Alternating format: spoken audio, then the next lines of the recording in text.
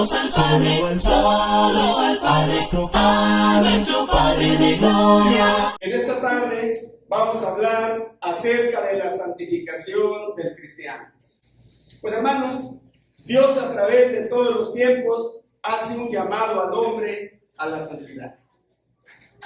Cuando el hombre se encuentra con Dios, recibe este llamamiento. Dios lo llama para que venga a participar de su santidad. Fíjense, hermanos, que la santificación es una obra importantísima que Dios hace por medio del Espíritu Santo. Pero ¿cómo es que se lleva a cabo esta obra? ¿Cómo es que se lleva a cabo este proceso? ¿Cuál es el concepto bíblico de la santificación? ¿Qué significa la santificación? Cada uno de nosotros como cristianos necesitamos comprender el significado de la palabra santificar. Tenemos nosotros algunas responsabilidades en este proceso. No es como algunos dicen, que la santificación llega a través del Espíritu Santo, forzando nuestra voluntad y que de repente ya estamos santificados. Así que vamos a ver a través de la palabra de nuestro Dios este tema tan importante. Vamos a tratar de comprenderlo y vamos a esforzarnos por cada día santificarnos más, por cada día consagrarnos más en el camino de nuestro Dios. Primeramente vamos a ver en Éxodo capítulo 13, versículos 1 y 2, en el Antiguo Testamento, dice estas palabras. Jehová habló a Moisés diciendo, conságrame todo primogénito, cualquiera que abre matriz entre los hijos de Israel, así de los hombres como de los animales, mío es. Eso es lo que dice la palabra de nuestro Dios. Dice la Biblia que en aquel tiempo, después de que nuestro Dios hirió a todos los primogénitos de los egipcios, dándoles muerte, ordenó que todos los primogénitos de los judíos, tanto de hombres como de animales, le fuesen consagrados en reconocimiento a nuestro Dios de que Él es el dueño y Señor de todo. Entonces, hermanos, estos primogénitos fueron separados, fueron santificados, fueron consagrados, apartados y ahora le pertenecen a nuestro Dios. Entonces, la santificación es el proceso mediante el cual algo se separa y ahora le pertenece a nuestro Dios. Entonces, la palabra santificar quiere decir separar, consagrar, apartar algo para un propósito especial. Entonces, hermanos, todos los cristianos hemos sido santificados, consagrados, es decir, apartados, separados para el servicio de Dios. Es un cambio de vida que tenemos que experimentar y que se lleva a cabo por haber entendido y comprendido la palabra de nuestro Dios, por obedecer el Evangelio. Es una vida nueva, aprendiendo y practicando todas las cosas que Cristo mandó. Una vida de santidad donde no hay comunión con el pecado, donde no existe el pecado. Esto es la santificación. Vamos a considerar en este segundo punto dos aspectos importantes de la santificación. La santificación, como ya dijimos, la hace a través del Espíritu Santo. A través del Espíritu Santo, cuando nosotros obedecemos el Evangelio. Cuando alguien escucha el Evangelio de salvación, cree en Jesucristo, se arrepiente de sus pecados, le confiesa como el Hijo de Dios y es bautizado, es añadido a la iglesia del Señor. Y desde este momento, la santificación, en esta primera parte, ya el hombre ha sido santificado, separado, apartado para servir a Dios, ya es parte del cuerpo de nuestro Señor Jesucristo. Escribe en esta epístola para aquellos hermanos que estaban pasando por esa gran tribulación, que la persecución, donde fueron esparcidos, estaban siendo perseguidos, y vean lo que el apóstol Pedro les dice cuando les manda el mensaje en esta primera carta. Primera de Pedro, capítulo 1, versículos 1 y 2, dice así: Pedro, apóstol de Jesucristo, a los expatriados de la dispersión en el Ponto, Galacia, Capadocia, Asia y Bitinia, elegidos según la presencia de Dios Padre en santificación del Espíritu, para obedecer y ser rociados con la sangre de Jesucristo. Gracia y paz os sean multiplicadas. Entonces Pedro da a entender a estos hermanos que estaban siendo perseguidos, que en el momento en que ellos aceptaron a Jesucristo como su Salvador, ellos fueron santificados, apartados para servir a Dios. Ellos ya habían sido elegidos, habían sido predestinados para ser santificados por medio del Espíritu Santo, obedeciendo el Evangelio, y se habla de una figura, ser rociados con la sangre de Jesucristo. ¿Cuándo somos rociados con la sangre de Jesucristo? Bueno, la sangre del Señor se derramó hace muchos siglos, allá por aquellos lugares donde se desarrolló toda esta historia. Sí, el Señor murió, derramó su sangre, pero dejó unas buenas nuevas, el Evangelio de salvación, y cuando la persona decide ser bautizado, en el momento en que es sumergido en el agua, muere con Cristo. Y en este momento, cuando muere con Cristo, ahí está la sangre de nuestro Señor Jesucristo, espiritualmente. El poder de la sangre se derramó hace muchos años, pero las bendiciones, los beneficios, podemos encontrarlos en este acto de fe que es el bautismo. Entonces, estos hermanos, dice la palabra de nuestro Dios, dice el apóstol Pedro, que fueron elegidos para santificación del Espíritu, fueron rociados con la sangre de Jesucristo. En este momento ya fueron santificados. Ya fueron santificados. Es el primer aspecto de la santificación. Fíjense qué fácil, qué sencillo. Cuando alguien decide servir a nuestro Dios, puede ser separado ya inmediatamente. Sí, si alguien de los que estamos aquí no ha obedecido el Evangelio, no ha aceptado a Cristo como su Salvador, hoy lo puede hacer. Nada más crea, arrepiéntase, confiese a Cristo y pida ser bautizado. Y ya usted va a ser elegido. Ya es santificado, elegido, separado para servir a nuestro Dios. Y los que ya fuimos bautizados, la mayoría de los que estamos aquí ya fuimos bautizados, entonces después de que somos bautizados vamos a iniciar la vida cristiana. Y en el otro sentido, en el otro aspecto, la santificación es un proceso que dura toda la vida.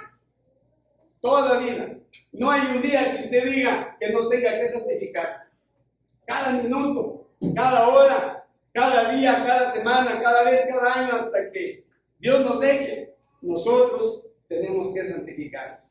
Vamos a ver otro texto allí en 1 Corintios, capítulo 1, versículo 2.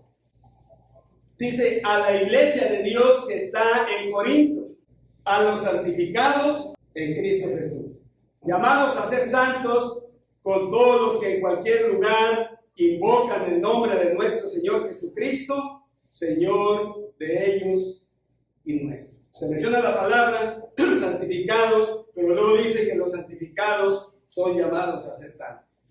O sea, somos santificados cuando somos bautizados, y el otro aspecto de la santificación es que a partir de ahí, cada día de nuestra vida, nosotros tenemos que irnos santificando, escuchando la palabra de nuestro Dios y poniéndola en práctica. Entonces, en el proceso de la santificación no hay descanso, hermanos. No hay día festivo. No hay un día que usted diga: en este día Dios me permite decir una mentira, aunque sea blanca, o maldecir, o chismear, o ofender, o gritar, o emborracharme, o fumar, o tener avaricia. Nadie puede decir en este día, yo puedo ser avaro, yo tengo que retener lo que tengo, ese día no puedo dar, no puedo compartir con los que necesitan. No hay ningún día. Cada momento nosotros tenemos que santificarnos. Entonces, la santidad es un proceso que dura toda la vida. Vamos a hacer morir las obras de la carne y vamos nosotros a purificarnos espiritualmente. No hay un día que usted pueda decir, este día puedo aborrecer a mi hermano, este día puedo tener resentimiento con él, odio, rencor, y puedo hablar mal de él y puedo desearle que le vaya mal. No, hermano, cada día tenemos que vivir en santificación. Es un proceso que dura toda la vida y debiéramos nosotros preguntarnos cómo vamos en el proceso de la santificación. ¿Cómo empezamos la carrera cristiana? ¿Cómo empezamos el año? En nuestra conducta. ¿Hemos cambiado? ¿Hemos mejorado? ¿O seguimos igual? ¿O vamos para atrás? Es momento de reflexión. Nunca es tarde para reflexionar. Nunca es tarde para decidir, desde hoy voy a dedicarme al servicio de Dios, voy a santificarme, voy a consagrarme a obedecer la voluntad de nuestro Dios. Lo que resta del tema, hermanos, es un punto que yo lo he titulado aliados de la santidad. Es una buena noticia. Nosotros como cristianos no estamos solos. Tenemos aliados, amigos, superpoderosos, misericordiosos, compasivos.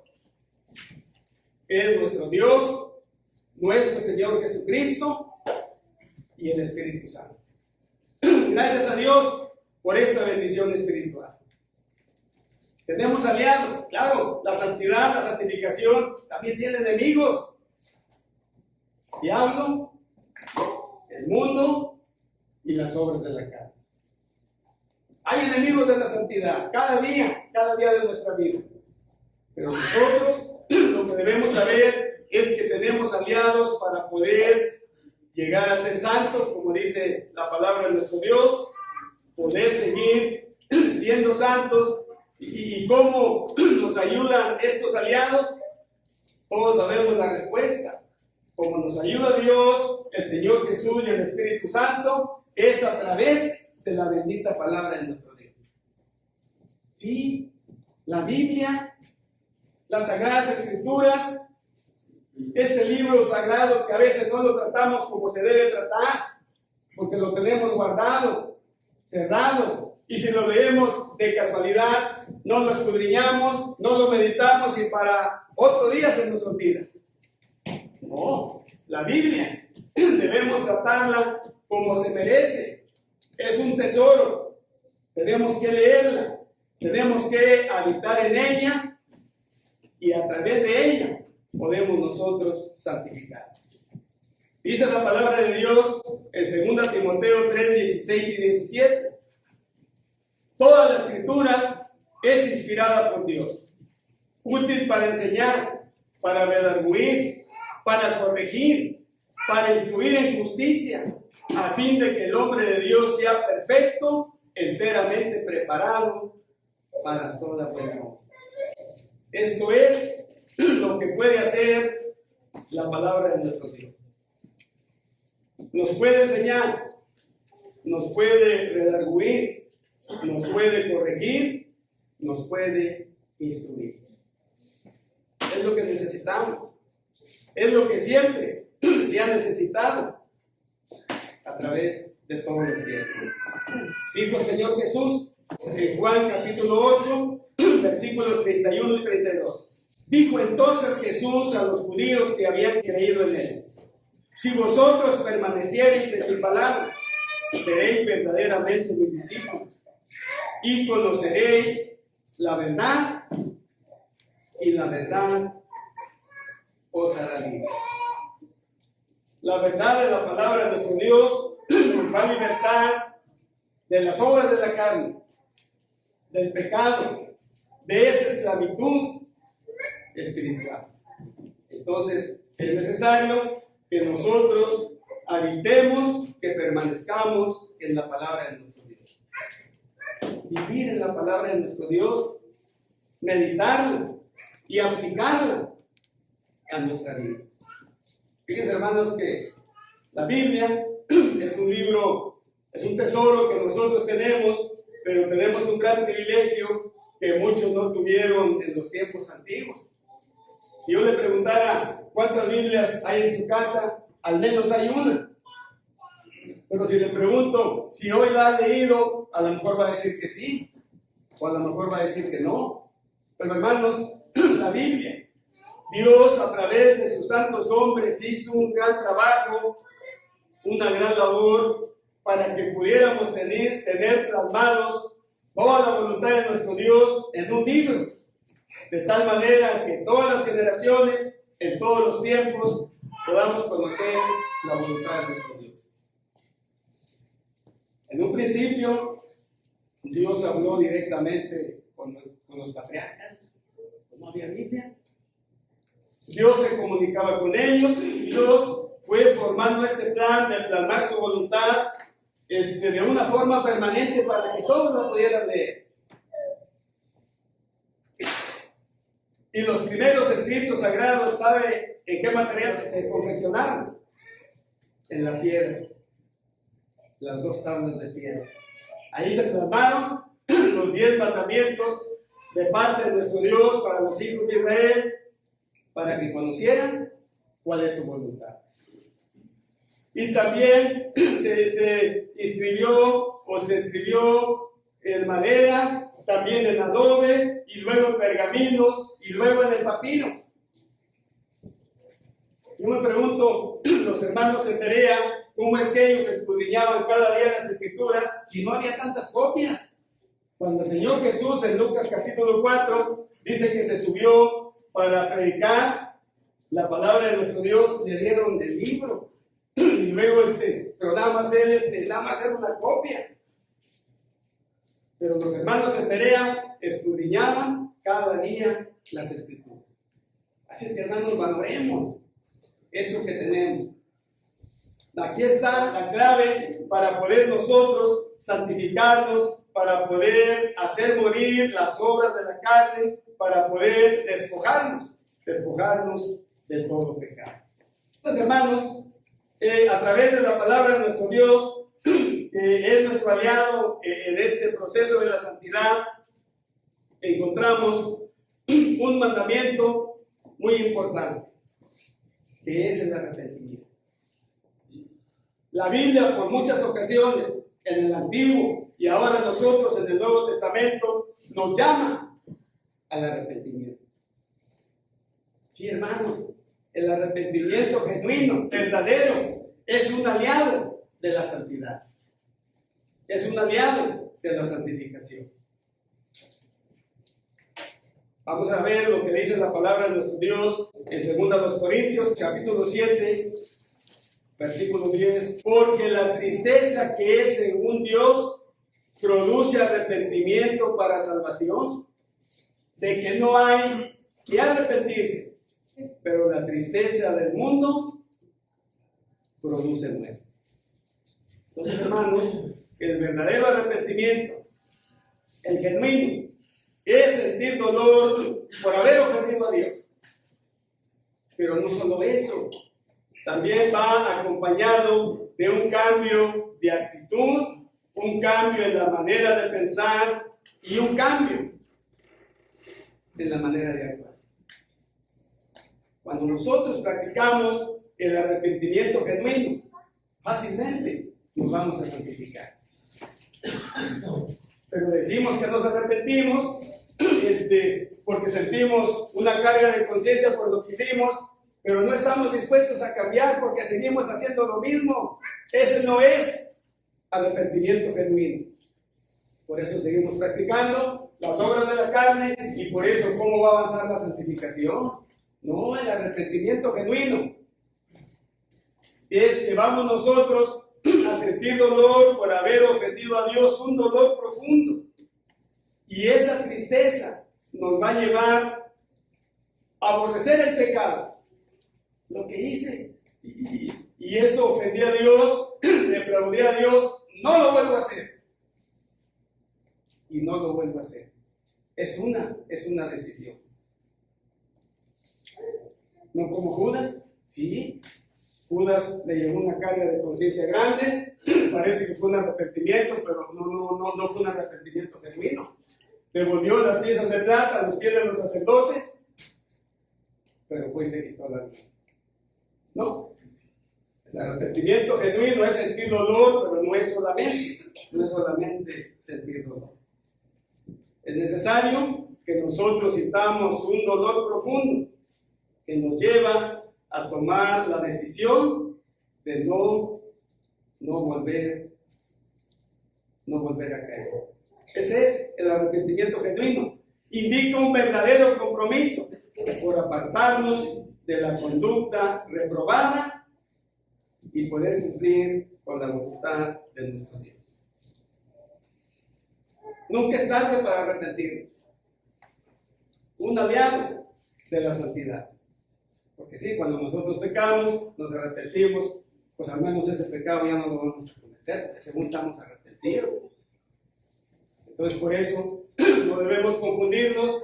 Un arrepentimiento genuino es aquel que lleva el dolor por haber ofendido a Dios, pero lleva también la decisión de aborrecer aquella obra de la carne y ya no volverla a practicar. Aliado de la santidad, el arrepentimiento. Fíjese que el perdón, hablando del perdón hacia los que nos ofenden, es también un aliado de la santidad.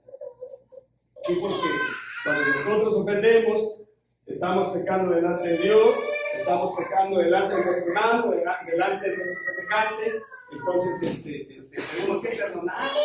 No estamos hablando del perdón de Dios para nosotros, no, del perdón de nosotros hacia aquellos que nos ofenden. Porque si no perdonamos, ¿cómo nos vamos a santificar? No, tenemos que perdonar y perdonar las ofensas del pasado que nos han hecho. Quizás son muy grandes. No es tan fácil olvidarles. No es tan fácil perdonar. Los mismos apóstoles tenían problemas con esta parte de la doctrina de nuestro Señor Jesucristo, porque es una de las doctrinas más difíciles de practicar. Vean lo que pregunta el apóstol Pedro en Mateo capítulo 18, versículos 21 y 22. Mateo capítulo 18, versículos 21 y 22.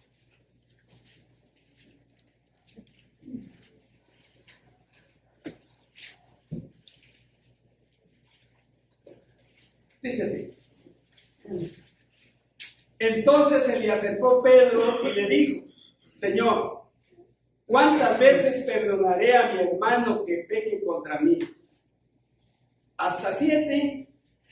Jesús le dijo: no te digo 7, sino aún hasta 70 veces 7. El apóstol Pedro: ¿cuántas veces voy a perdonar a mi hermano que peque contra mí? Al que me ofende, al que me trate mal. Hasta 7 veces lo debo de perdonar. Y el Señor le contesta, mostrado lo ilimitado que debe ser nuestro perdón. Es cierto, algunas ofensas del pasado nos lastiman tanto que se dificulta perdonar. Y la tentación de no perdonar es una de las armas más efectivas del enemigo de la santidad. El diablo, Satanás. Y cuando no perdonamos, va avanzando también este proceso de las obras de la carne y empieza a haber odio, empieza a haber rencor, empieza a haber resentimiento, y esto se hace de la nada simplemente con un desacuerdo. que se puede arreglar hablando, conversando, pero si no se arregla, entonces damos lugar al diablo y empieza a manifestarse. Una de las contaminaciones más grandes del espíritu, como dijo el apóstol Pablo a los Corintios en el capítulo 7, cuando habla de las contaminaciones de la carne y de las contaminaciones del espíritu, de la mente, del corazón. Una de las contaminaciones más grandes del espíritu, de la mente, del corazón, es el odio. Y el odio dicen que es el pecado más difícil de reconocer. Pero hermanos, si nosotros simplemente al expresarnos de una persona, como lo hagamos, ya estamos diciendo si lo amamos o si lo odiamos. Y hermanos, odiar es matar el amor. Entonces, hermanos, debemos nosotros meditar en esto. Acuérdense que el perdonar las ofensas a los que nos tratan mal, esta es la voluntad de nuestro Dios, y el perdón hacia los demás es un aliado de la santidad. Ya cuando se llega al odio, al rencor, al resentimiento, ya la situación avanzó demasiado lejos, cuando todo se podía arreglar en un momento. Dijo el apóstol Pablo: airaos, pero no pequéis, no se ponga el sol sobre vuestro enojo, ni deis lugar al diablo. Si el sol se pone, como ahorita, y ya se va a acabar el día, y usted sigue con su enojo, le va a dar una entradita para el diablo, el enemigo de la santidad, y eso es lo que busca, eso es lo que él espera. Entonces él va a entrar. ¿Se acuerdan cuando Jacob recibió la bendición de la primogenitura de parte de su padre Isaac, y luego Esaú se dio cuenta?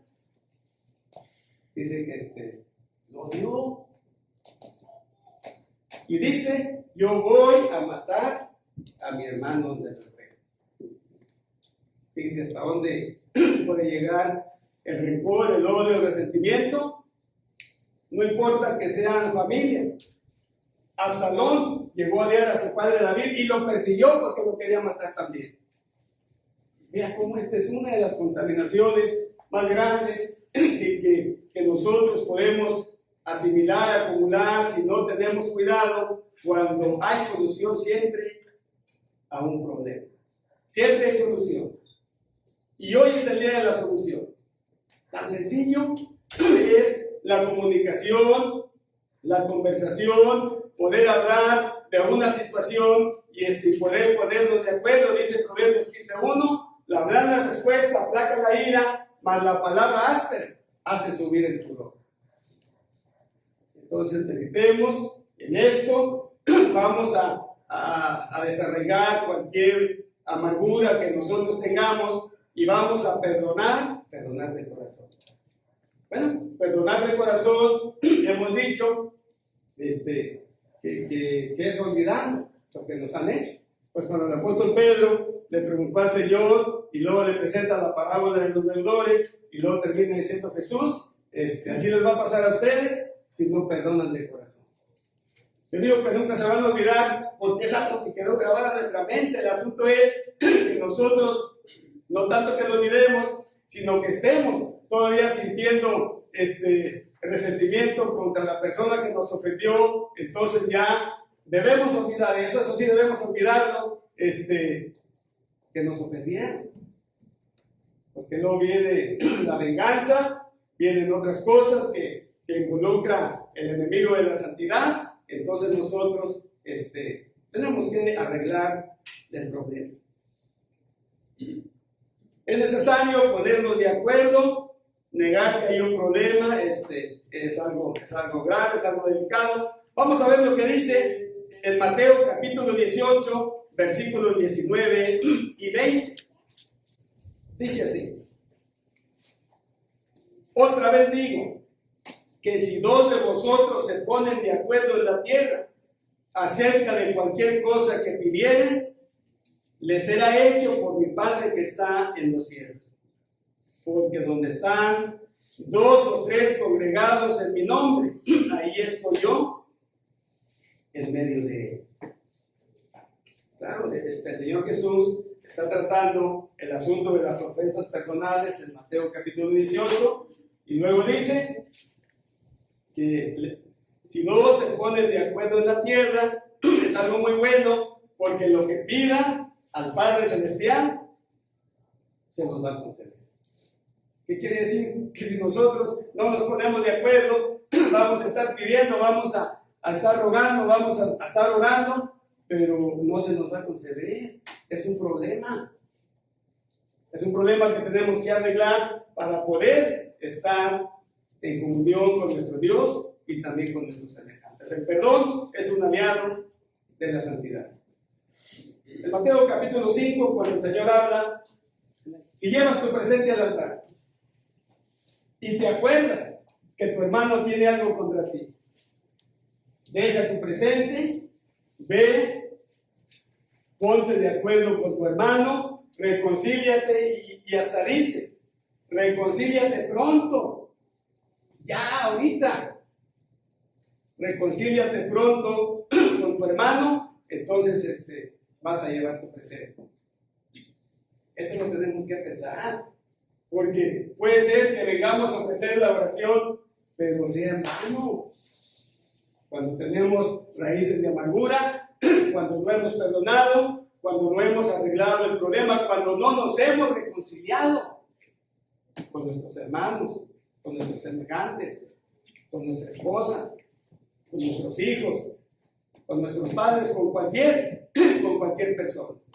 Entonces, el perdón y la reconciliación son aliados de la santidad. Y como dijimos, perdonar de todo corazón. Quiero hablar un poquito acerca de la regla de oro, que casi todo va relacionado. La regla de oro es la voluntad de nuestro Dios. Y todos la conocemos. Lo difícil es aplicarla. ¿Qué dice la regla de oro? Mateo capítulo 7, versículo 12. Así que todas las cosas que queráis que los hombres hagan con vosotros, así haced vosotros con ellos. En otras palabras, trata a los demás como te gustaría ser tratado. No hagas a los demás lo que no te gustaría que te hicieran a ti, o haz a los demás lo que te gustaría que hicieran contigo.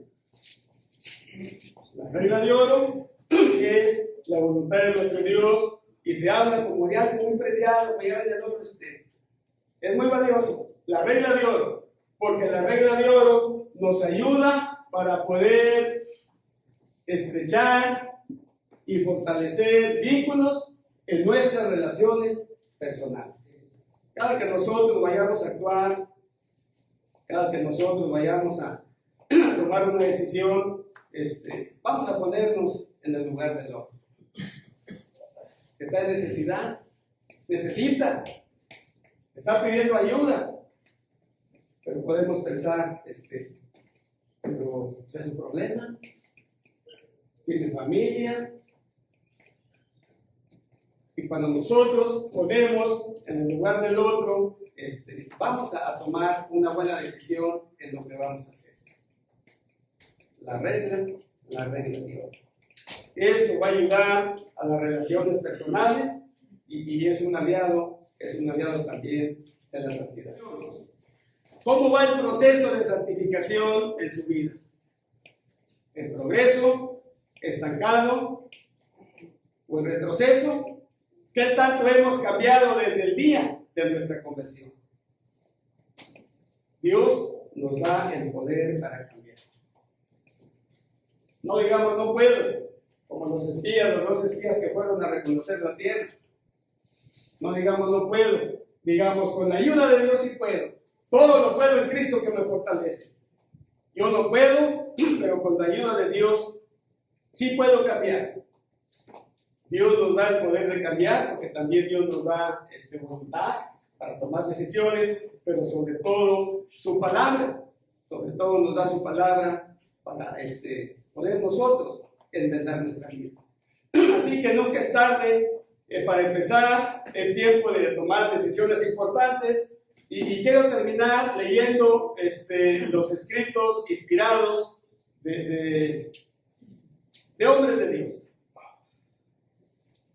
Cuando el apóstol Pablo escribió a la iglesia de Tesalónica, en el capítulo 4, versículo 7, dice así: pues Dios no nos ha llamado a inmundicia, sino a santidad.